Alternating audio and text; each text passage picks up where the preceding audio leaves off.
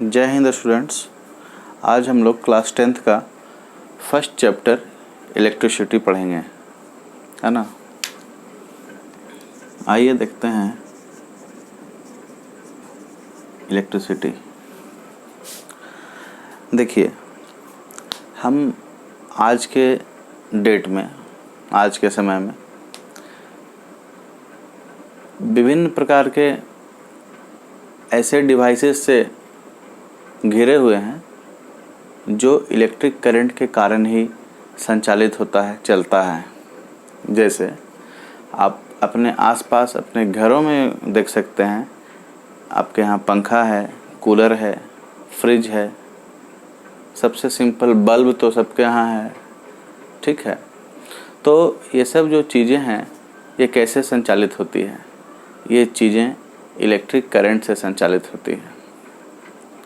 सोचिए, जब electric current का खोज नहीं हुआ होगा, जब नहीं पता होगा आदमी को कि जब थॉमस अल्वा एडिसन को पता नहीं होगा कि बल्ब कैसे जलाया जाता है, तो हम लोग का ज़िंदगी कैसा होता।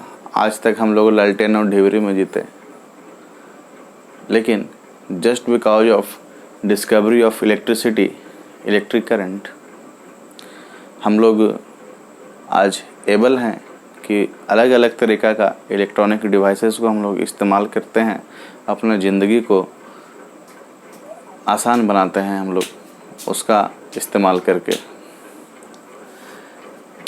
देखिए, इलेक्ट्रिसिटी फ्लो ऑफ चार्ज है। इलेक्ट्रिसिटी क्या है? फ्लो ऑफ चार्ज है। तो फ्लो ऑफ चार्ज कैसा चार्ज? ये निगेटिव चार्ज का फ्लो है। फ्लो ऑफ चार्ज मतलब क्या कहेंगे? Flow of negative charge.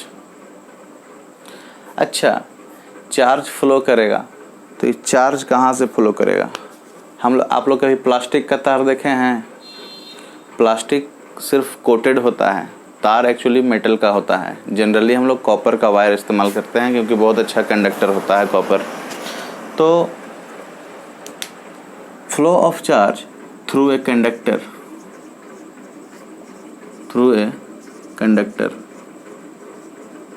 Flow of charge through a conductor per unit time,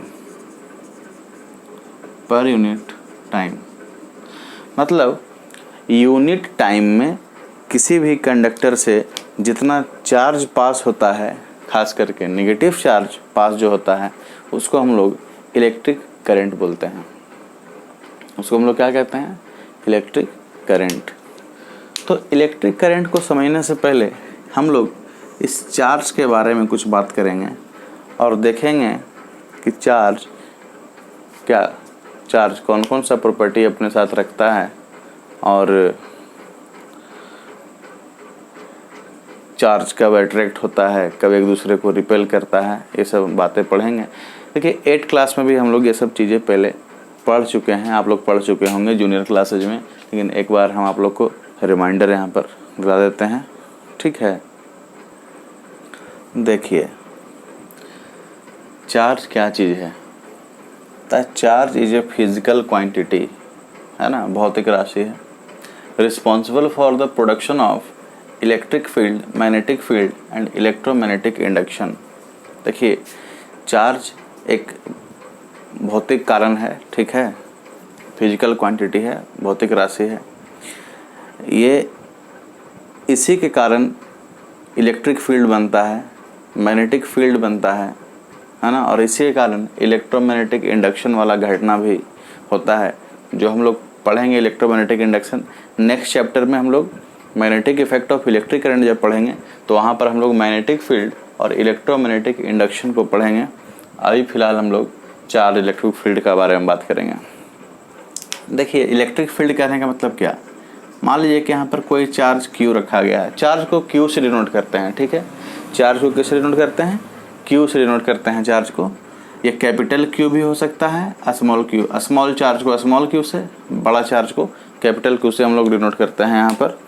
तो मान लीजिए कि यहाँ पर कोई चार्ज Q रखा हुआ है, तो ये क्यू चार्ज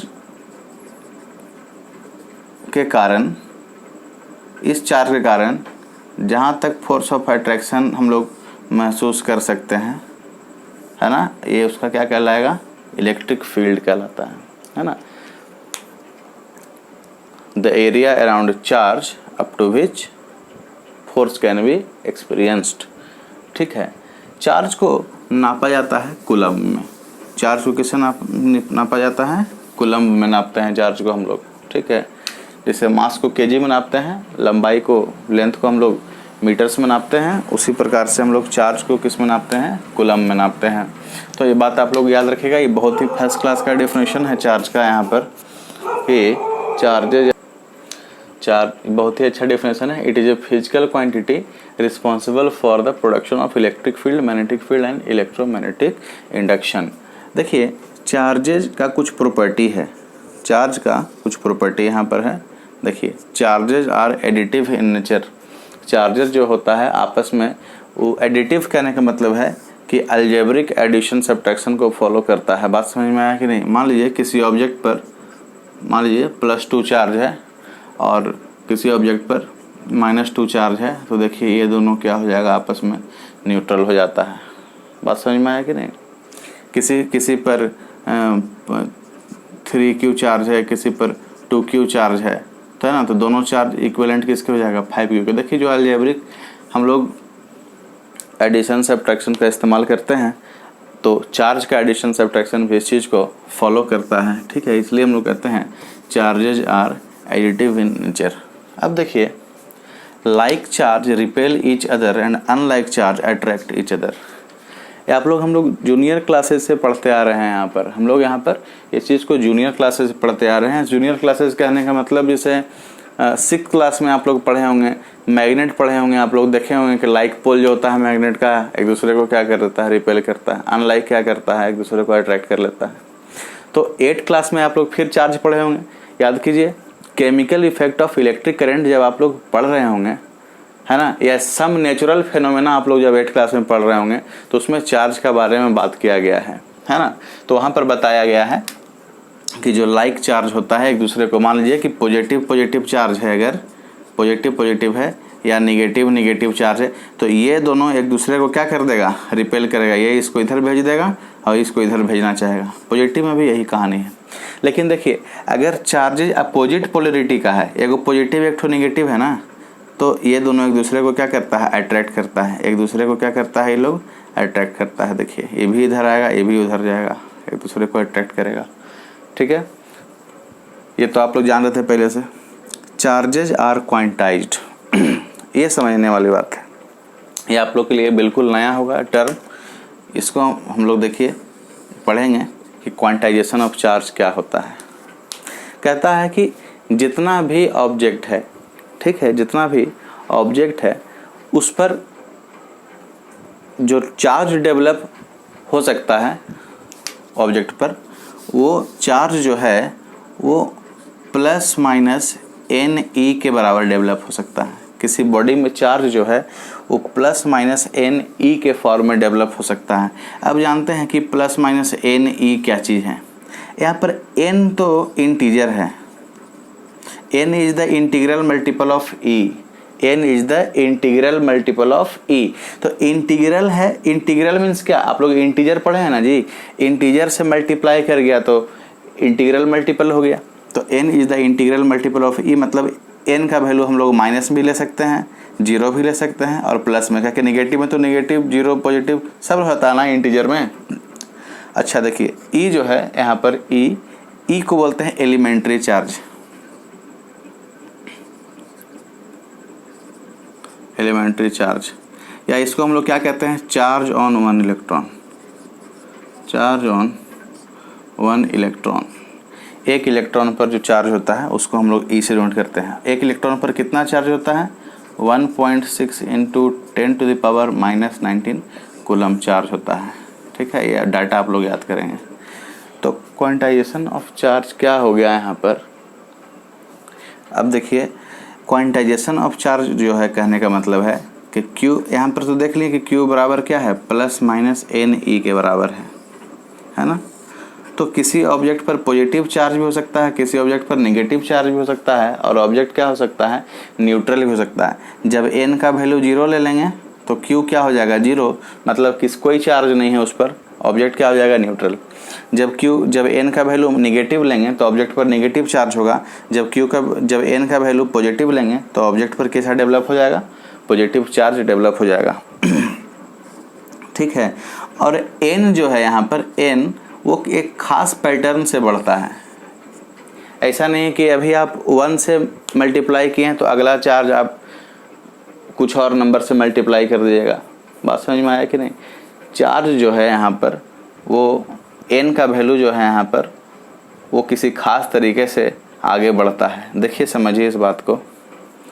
मान लीजिए कि कोई बहुत फेमस दुकान है, ठीक है, मिठाई का दुकान बहुत फेमस है। वहाँ पर दिवाली का बिक्री चल रहा है मिठाई का, ठीक है।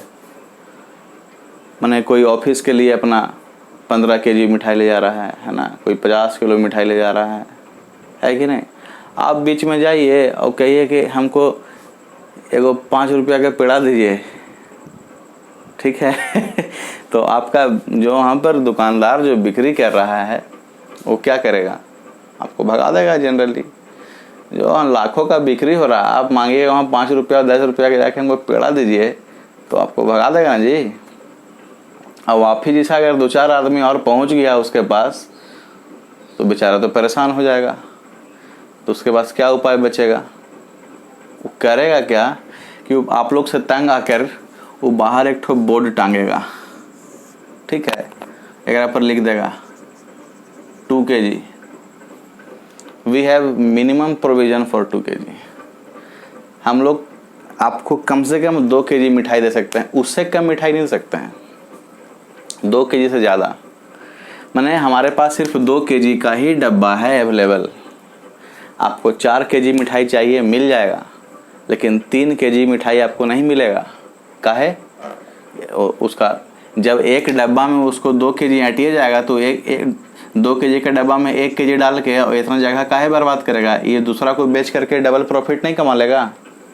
तो वो क्या करेगा कि बोलेगा कि we have minimum provision for, उसका मर्जी 2 kg कहे, 1 kg कहे या 3 kg कहे, मतलब जो कह दिया एक बार कि मिनिमम हम लोग इतना दे सकते हैं, उसी के मल्टीपल में आपको खरीदारी करना पड़ेगा, ठीक है। ऐसा नहीं कि 2 kg मिनिमम प्रोविजन जाके कहिएगा 1.5 किलो हमको दीजिए छेना, तो इट इज़ नॉट पॉसिबल। वहाँ पर आपको 4 kg मिल जाएगा, आपको 6 kg मिल जाएगा, आपको 10 kg मिल जाएगा। जाके बोलिए 7 kg दीजिए, नहीं देगा, ठीक है। 6 kg मांगेगा तो देगा, 7 kg नहीं देगा। क्या है, we have minimum provision for 2 kg। बात समझ में आया कि नहीं। तो चार्ज यहाँ n जो है, n इसी टाइप से बढ़ता है। अगर n एक बार 1 फिक्स हो गया है तो 1 2 3 4 चलेगा। n एक बार 2 फिक्स हो गया है तो 2 4 6 8 के फॉर्म में चलेगा, है ना। इंटीग्रल मल्टीपल के फॉर्म में चलता है एक साथ। तो उम्मीद करते हैं कि क्वांटाइजेशन ऑफ चार्ज आप लोगों को समझ में आ गया होगा। कहता है कि all the body in the universe can acquire maximum और minimum charge that is equal to plus minus n e. किसी ऑब्जेक्ट पर ज़्यादा से ज़्यादा कम से कम plus minus n e charge उस पर डेवलप हो सकता है। बात समझ में आया कि नहीं। और लास्ट वाला जो टर्म है कि चार्जेज आर कंजर्व्ड, मतलब किसी भी आइसोलेटेड सिस्टम में चार्ज जो होता है वो कंजर्व होता है, मतलब पॉजिटिव चार्ज और नेगेटिव चार्ज का अमाउंट क्या हो जाएगा, वहाँ पर बिल्कुल बराबर हो जाएगा। बात समझ में आया। चलिए, तो उम्मीद करते हैं कि चार्ज आप लोगों को समझ में आ गया होगा। इसका एक स्क्रीनशॉट आप लोग ले लेते तो बहुत अच्छा हो जाता। देखिए, ये तो हो गया चार्ज। हम किसी ऑब्जेक्ट को चार्ज कैसे कर सकते हैं, 3 तरीके से कर सकते हैं। देखिए, ये सब आप लोग पहले पढ़ चुके हैं, बस थोड़ा सा आपको हम यहाँ पर रिमाइंड करा दे रहे हैं, है ना, रिकैप दे रहे हैं आप लोग प्रीवियस चैप्टर्स का। शायद बहुत लोग नहीं पढ़े होंगे अच्छे से। देखिए, 3 तरीका से हम लोग किसी ऑब्जेक्ट को चार्ज कर सकते हैं। पहला बाय रबिंग, दूसरा बाय कंडक्शन, और तीसरा जो मेथड है वो कहते हैं बाय इंडक्शन। तो रबिंग तो आप जान रहे हैं कि रगड़ करके चार्ज करना होता है किसी ऑब्जेक्ट को, है ना। फ्रिक्शन देखिए रगड़ने से क्या होता है, फ्रिक्शन प्रोड्यूस होता है, और फ्रिक्शन काउजेज हीट हमको पता है, जब हीट होगा तब पार्टिकल्स का ट्रांसफर होगा यहाँ से। बात समझ में आएगा नहीं, इलेक्ट्रॉन निकल के दूसरे हाथ में जाएगा, तो एक पॉजिटिव चार्ज हो जाएगा, एक क्या हो जाएगा, निगेटिवली चार्ज हो जाएगा। दूसरा क्या बोले हम, चार्जिंग बाई कंडक्शन। कंडक्शन से कैसे चार्ज होता है, देखिए इसको अगर साइंटिफिक लैंग्वेज में आप समझिए तो कहता है charging a body by bringing it near A charged body, bringing it in contact of charge body. ठीक है, किसी अनचार्ज ऑब्जेक्ट को, मान लीजिए कि ये हमारे पास एक ऑब्जेक्ट है ए, इस पर कोई चार्ज है नहीं, इस पर 0 चार्ज है, ये अनचार्ज ऑब्जेक्ट है। और ये बी जो ऑब्जेक्ट है यहाँ पर, बी ऑब्जेक्ट जो है ये कैसा है, ये चार्ज्ड ऑब्जेक्ट है। कैसा है, चार्ज ऑब्जेक्ट है। तो जब इसको हम यहाँ पर जाके सटाते हैं, सामने नहीं लाना है इसको, जाके इसमें हम सटा देना है जाके, तो जब इसको हम इस पर ला करके जब एकदम सटाएंगे, इस पर इसके कांटेक्ट में लाएंगे ए को, तो ई ऑब्जेक्ट, इस ऑब्जेक्ट पर भी क्या डेवलप हो जाएगा, चार्ज डेवलप हो जाएगा। तो देखिए ये पहले अनचार्ज था, अब इस पर चार्ज डेवलप हो गया।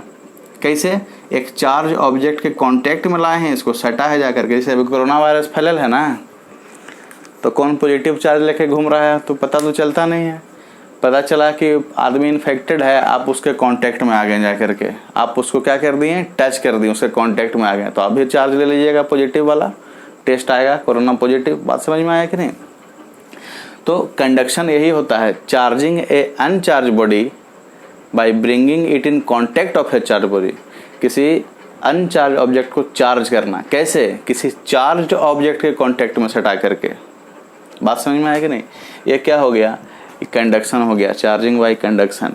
ठीक है, मान लीजिए कि आप नॉर्मल मूड में स्कूल पढ़ने गए हैं, आपका कोई फ्रेंड है, वो घर से बहुत डांट सुन के आया है, सुबह उसको नींद नहीं खुल रहा होगा, और उसको ज़बरदस्ती गार्जियन ज़बरदस्ती उसको उठाए हैं कि जाओ स्कूल, उसको स्कूल आने का मन तो है नहीं। अब देखिए वो बेचारा, आप तो घर से एकदम आराम से गए हैं, आपको तो कोई दिक्कत है नहीं, आप लोग तो मज़ा करने के मूड में वहाँ गए हैं, लेकिन अब वो घर से चार्ज होके आया है, ये आप लोग को नहीं पता है।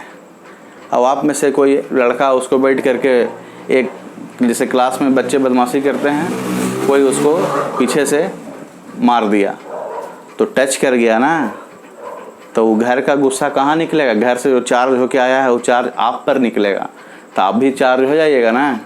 तो कैसे चार्ज हो जाइएगा, एक कंडक्शन से चार्ज हो जाइएगा। बात समझ में आया, क्योंकि आप तो अनचार्ज बॉडी हैं, लेकिन अगला आदमी घर से सुन के आया है, वो बना भरपूर चार्ज लेके घर से आया है, और आप उसको छू दीजिएगा तो आपको भी वो चार्ज कर देगा। This phenomena is called charging by conduction. उम्मीद करते हैं कि अब नहीं भूलिएगा कंडक्शन क्या होता है। देखिए नेक्स्ट मेथड जो हमारे पास है वो चार्जिंग बाई इंडक्शन होता है। नेक्स्ट मेथड जो हमारे पास है क्या होता है, वो चार्जिंग बाई इंडक्शन होता है यहाँ पर। तो देखते हैं क्या होता है यहाँ पर।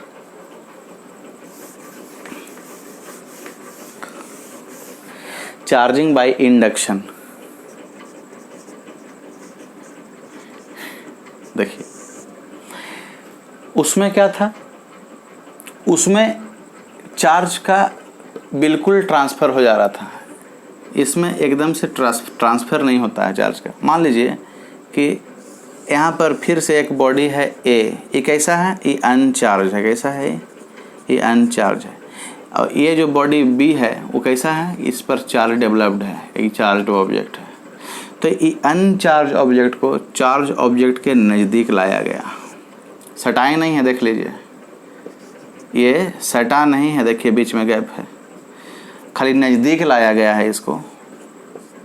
तो बस नज़दीक लाने से जो इस पर चार्ज डेवलप हो जाता है तो उसको हम चार्जिंग बाय इंडक्शन बोलते हैं, है ना। Charging a body by bringing it near A charge object. Contact में लाना है, सिर्फ क्या करना है, नियर लाना है।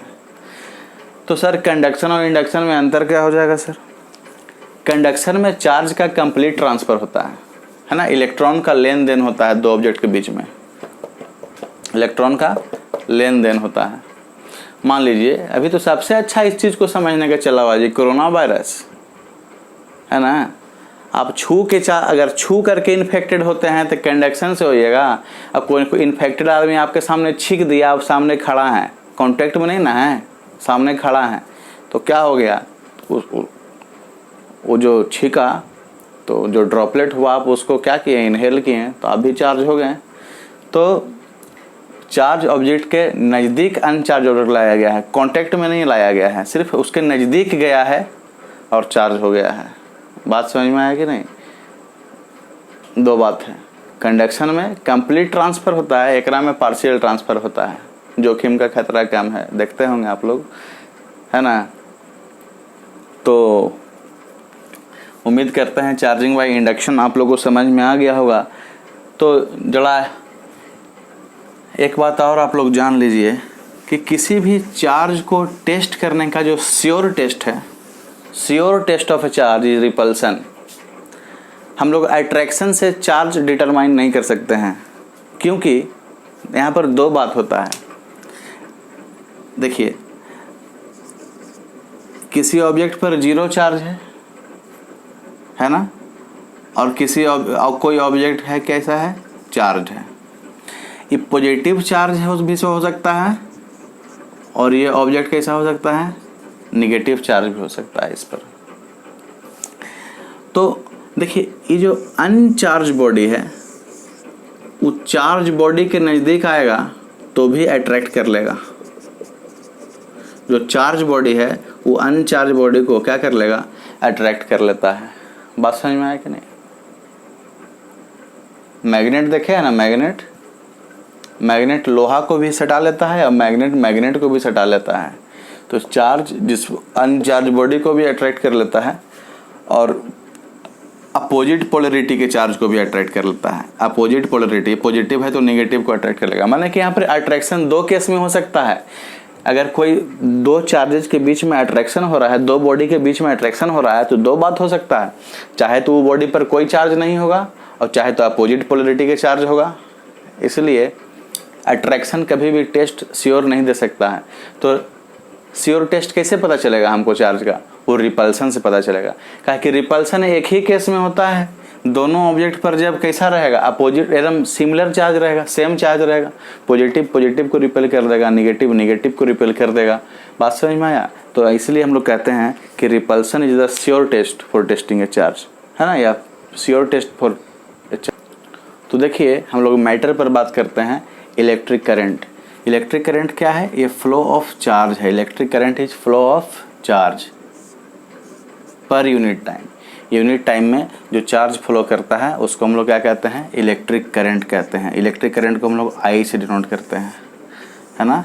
यहाँ पर आई क्या है? आई करंट है, आई करंट है। क्यू क्या है? चार्ज है। और टी क्या है? टाइम है। मतलब करंट बराबर चार्ज बटा टाइम।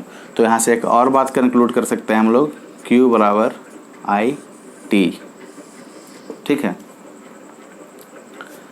देखिए, चार्ज का करंट का ऐसा यूनिट जो होता है, करंट का ऐसा यूनिट, देखिए चार्ज को किस में नापते हैं? कूलम्ब में। टाइम को किस में नापते हैं? सेकंड में।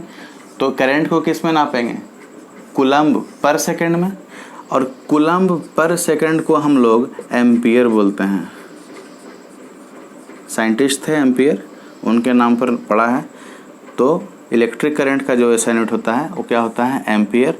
और इसको हम लोग ए से डिनोट करते हैं। देखिए, करंट को आई से डिनोट करते हैं, लेकिन उसका ऐसा यूनिट जो होता है एम्पियर, उसको किससे डिनोट करते हैं? ए से डिनोट करते हैं।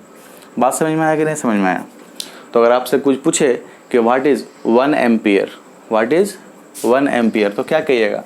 When 1 coulomb charge pass through a conductor for 1 second. What is 1 ampere?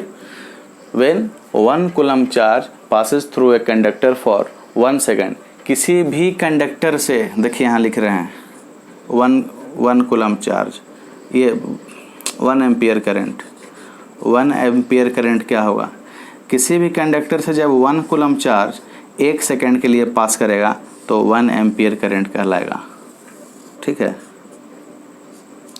तो करंट निकालने का बहुत बढ़िया ये फार्मूला आपको मिल गया, ये वर्किंग फार्मूला है। ठीक है। कह देगा किसी ऑब्जेक्ट से 25 कूलम्ब का चार्ज जा रहा है 5 सेकंड के लिए, बताइए कितना करंट फ्लो करेगा? तो करंट कितना फ्लो करेगा? 25 बटा 5 एम्पियर का करंट फ्लो करेगा यहाँ से। बात समझ में आया कि नहीं? देखिए, इलेक्ट्रिक करंट एक ऐसा क्वांटिटी है जिसमें डायरेक्शन होने के बावजूद भी ये स्केलर क्वांटिटी में गिना जाता है ना। इलेक्ट्रिक करंट एक ऐसा क्वांटिटी है जिसमें डायरेक्शन और मैग्नीट्यूड दोनों है, फिर भी क्या है, स्केलर क्वांटिटी है। याद रखिएगा, कभी भी कॉम्पिटिटिव एग्जाम में आपसे अगर पूछेगा ना स्केलर वेक्टर का क्वेश्चन, तो फोर्स कैसा क्वांटिटी है कभी नहीं पूछेगा, क्योंकि सब जान रहा है कि फोर्स कैसा है, वेक्टर है। ये करंट में फंसाएगा आप लोगों का है कि आप लोग का दिमाग में रहेगा कि अच्छा हम लोग करंट पढ़ते हैं ना, तो हम लोग ऐसे डायरेक्शन देते हैं कि पॉजिटिव तरफ से करंट निकला है, इसे गया, इसे आया, ठीक है। तो यहाँ पर तो डायरेक्शन भी दिखेगा आप लोग को और मैग्नीट्यूड भी दिख जाएगा कि 5 एम्पियर 10 एम्पियर के करंट है। तो आप तो डायरेक्शन और मैग्नीट्यूड दोनों देख लीजिएगा और बोलिएगा कि वेक्टर है, तो आपको 1 नंबर गलती हो जाएगा, ठीक है। इसलिए हम हमेशा याद रखिएगा कि जो इलेक्ट्रिक करंट ऐसा फिजिकल क्वांटिटी है, ठीक है, जो डायरेक्शन और मैग्नीट्यूड दोनों होने के बावजूद कैसा है, स्केलर क्वांटिटी है। क्यों है स्केलर क्वांटिटी? क्योंकि देखिए 11th क्लास में जब जाइएगा तो पढ़िएगा वेक्टर को जोड़ने का तरीका। 2 तरीका से वेक्टर को जोड़ सकते हैं, एक ट्रायंगल रूल होता है जोड़ने का, एक क्वाड्रिलेटरल रूल होता है जोड़ने का। तो ये इलेक्ट्रिक करंट ना तो ट्रायंगल रूल को फॉलो करता है ना क्वाड्रिलेटरल रूल को फॉलो करता है। बात समझ में आया कि नहीं? इसलिए वेक्टर नहीं है, हो सकता है कभी, ठीक है। इसका डायरेक्शन सूडो होता है, सूडो डायरेक्शन। देखते हैं, जानते हैं कि हम लोग क्या जानते हैं कि निगेटिव फ्लो ऑफ चार्ज के कारण करंट प्रोड्यूस होता है। तब फिर आप जहाँ कहीं भी देखिएगा ना जी, तो पॉजिटिव तरफ से करंट निकाले हुए रहता है। बात समझ में आया कि नहीं? निकलना चाहिए था इधर से, लेकिन डायरेक्शन किधर से दिखाते हैं, इधर से। इसका डायरेक्शन कैसा है, सूडो डायरेक्शन है, ठीक है। और ये यही कारण है कि वेक्टर रूल को भी, वेक्टर का ट्रायंगल रूल और क्वाड्रिलेटरल रूल दोनों में से किसी को भी फॉलो।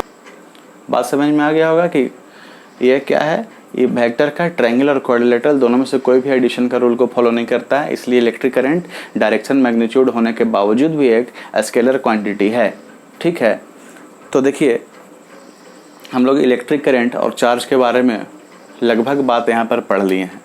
अगला जो वीडियो होगा वो होगा कि आखिर क्यों करंट फ्लो करता है, ठीक है। किसी भी कंडक्टर से करंट फ्लो करता है तो आखिर क्यों फ्लो करता है, और कंडक्टर में ही क्यों फ्लो करता है, इंसुलेटर में क्यों नहीं फ्लो करता है, और सेमीकंडक्टर में हर समय काहे नहीं फ्लो करता है ना। ये सब तमाम जानकारी हम लोग नेक्स्ट वीडियो में पढ़ेंगे। तब तक आप लोग इसको, मेरे वीडियो को देख करके चीज़ों को समझिए और NCERT का क्वेश्चन सॉल्व करने का कोशिश कीजिएगा, ठीक है। तब तक के लिए धन्यवाद। आप लोग सुरक्षित रहिए, घरों में रहिए।